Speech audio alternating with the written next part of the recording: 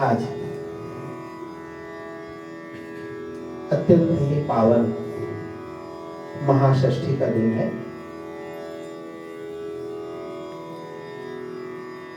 महाषष्ठी से दुर्गा पूजा की शुरुआत होती है। आज माँ का बोधन आवाहन हो रहा है। अभी मैं गया था एक कार्यक्रम में, जिम स्पोर्टिंग क्लब में, वहां पे माँ की आराधना प्रारंभ हुई। हम लोगों के भजन और गीत प्रस्तुत करने के बाद हमने और रागिनी ने वहाँ कुछ प्रस्तुतियाँ दी। शिल्पायन के जो नृत्य के विद्यार्थी हैं उनका बहुत सुंदर नृत्य हुआ। गणेश वंदना और दुर्गा स्तुति, काफी अच्छा कार्यक्रम हुआ। और उसके बाद हमारे 12C के जो छोटे छोटे बच्चे हैं उनका एक दो बांग्ला गाना भी हुआ।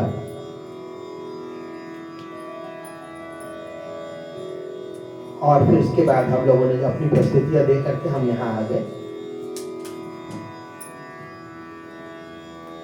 इस समय वहां पे आरती चल रही है, देवी का आवाहन हो रहा है। ये आवाहन की पद्धति एक बहुत ही अर्थपूर्ण ढंग से की जाती है, जिसमें प्रकृति से जुड़ी हुई कुछ प्रथाएं भी रहती हैं। एक वृक्ष के नीचे होता है यह आवाहन, प्रकृति से मानव को जोड़ने का ये एक प्रतीकात्मक होता है। इसमें ये जो पूजा है ये न मात्र मृतमयी अर्थात मिट्टी की मूर्ति की पूजा नहीं है, बल्कि इसको चिन्मयी रूप में पूजा करने के लिए कुछ प्रतीकों का सहारा लेना पड़ता है। तो हम शक्ति को अपने प्रकृति के अलग अलग स्थानों पर खोजते हैं। वृक्ष हमारे लिए कितने महत्वपूर्ण है, इसके बारे में कुछ कहने की जरूरत नहीं है, सभी को पता है। इसी प्रकृति के से हम दूर होते चले जाना या प्रकृति की उपेक्षा करना, प्रकृति के नियमों की अनदेखी करते हुए हम अपनी वाली चलाने लगते हैं। आज उसी का नतीजा है कि मानव मात्र, प्रत्येक मानव किसी न किसी रूप में परेशान है। हो सकता है वो परेशानी वो स्वयं ना उपस्थित किया हो, लेकिन अब जब हमारे पास कोई दूसरा प्लैनेट तो है नहीं, इसी प्लैनेट में रहना है, जब हमने बिगाड़ा है तो झेलना भी हमें ही पड़ेगा। तो बिगाड़ा हमने कई स्तरों पर है, कई रूपों में है। हर तरह से प्रयास किया है बिगाड़ने का, नियम तोड़ने का, कानून तोड़ने का। होना तो चाहिए था कि विज्ञान को प्रकृति के साथ जोड़ करके, तादाद में बना करके साथ साथ कुछ करते, लेकिन ऐसा ना करके हमने प्रकृति के विरुद्ध जाकर के विरुद्धाचरण किया। और उसका नतीजा रोज किसी न किसी रूप में, महामारी के रूप में, चाहे आपदा के रूप में आ रही है। हमें लगता है हम बहुत सेफ हैं, बनारस में बैठे हैं, लेकिन ऐसा नहीं है। आपदा बहुत नजदीक आ चुकी है। अब ये मानव को जो चेतने की जरूरत है, ये कोई एक आदमी के चेतने से तो होगा नहीं, लेकिन एक आदमी का चेतना भी जरूरी है। अगर हर एक आदमी नहीं चेतेगा तो फिर वो चेतना आएगी कैसे? इसलिए मानव मात्र को चेतना चाहिए, सीख लेनी चाहिए, कुछ नियम बदलने चाहिए, जिसे नेचर और मनुष्य के बीच में, प्रकृति और मनुष्य के बीच में सुंदर ढंग से आपसी आदान प्रदान हो, जिससे हम प्रकृति से अपने काम भर की चीज लें और प्रकृति को बाकी लौटा दें। हमारी लालच, ज्यादा पाने की इच्छा ज्यादा सुख सुविधाओं के प्रति अंधी दौड़ ने हमें बहुत बुरे स्थान पे पहुंचा दिया है। ये आपको समझ में आए चलना आए, जब हमारे पास बहुत समस्या आ जाती है, जब हम सोचते हैं कि समस्याओं से हम कैसे पार पाएंगे, इनको कैसे सामना करेंगे, तो हम झट से अपना मोबाइल निकाल लेते हैं और उसकी दुनिया में खो जाते हैं।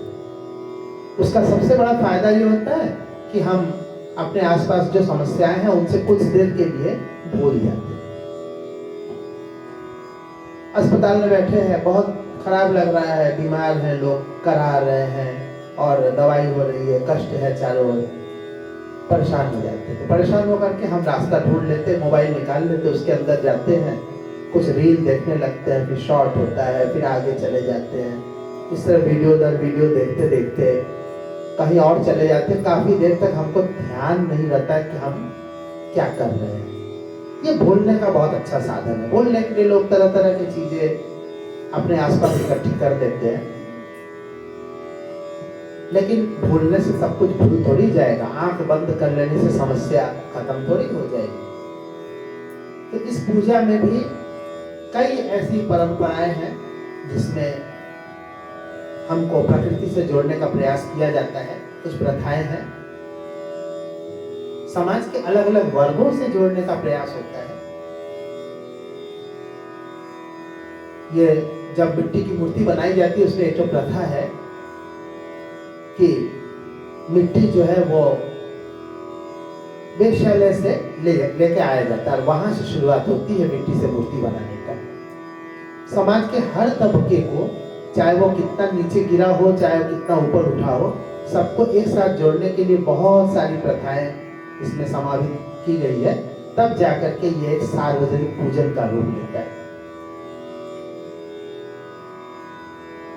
अभी मैंने देखा कि जो ढाक बजाते हैं, ढोल, जो बंगाल का ढोल होता है ढाक, वो जब बज रहा है तो जो 3 महिलाएं उसको बजा देंगी। ये एक दृश्य था सुखद।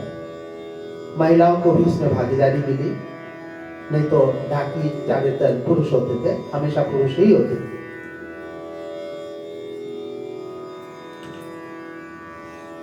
कथा हम लोग जोड़ लेते हैं। अभी बहुत सारे लोग पूछते हैं कि जब नवरात्रि है तो पूजा षष्ठी से क्यों शुरू की जाती है, पहली, दूसरी, तीसरी, चौथी, पांचवी इन दिनों में क्यों नहीं की जाती?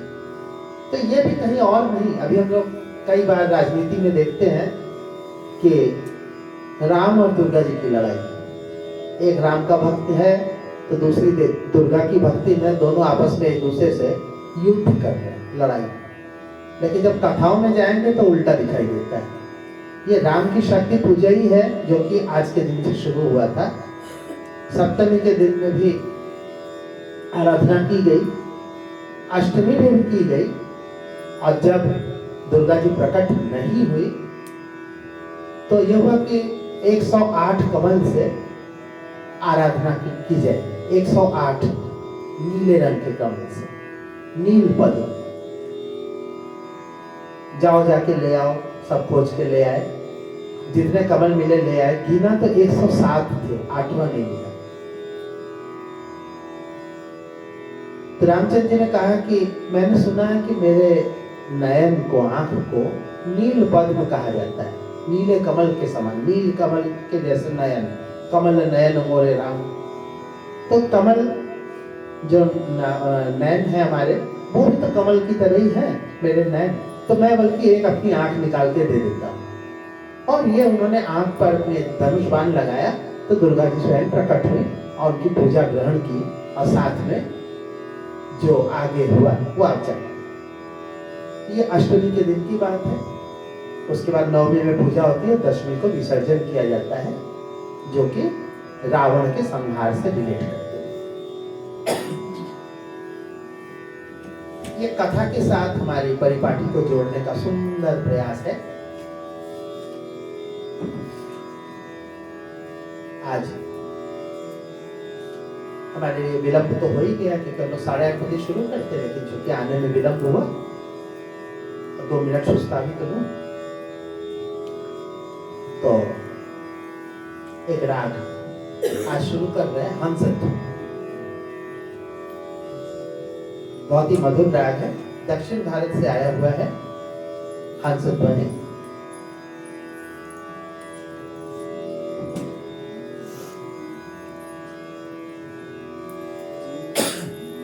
5 स्वरों का राग है, शुद्ध स्वर है, बहुत ही आसान भी कहा जाता है, लेकिन उसके साथ ही इसको निभाना बरतना भी थोड़ा कठिन ही पड़ता है।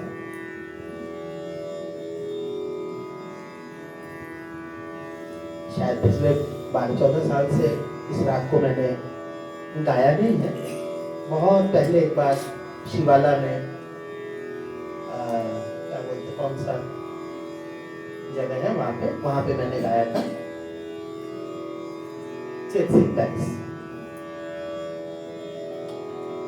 कोशिश करता हूँ, साधना है तो कोशिश करना ही होता है। साधना में प्रयास करते हैं, अगर फल मिला तो ठीक है, नहीं मिला आगे चलते फिर दोबारा साधना करते हैं।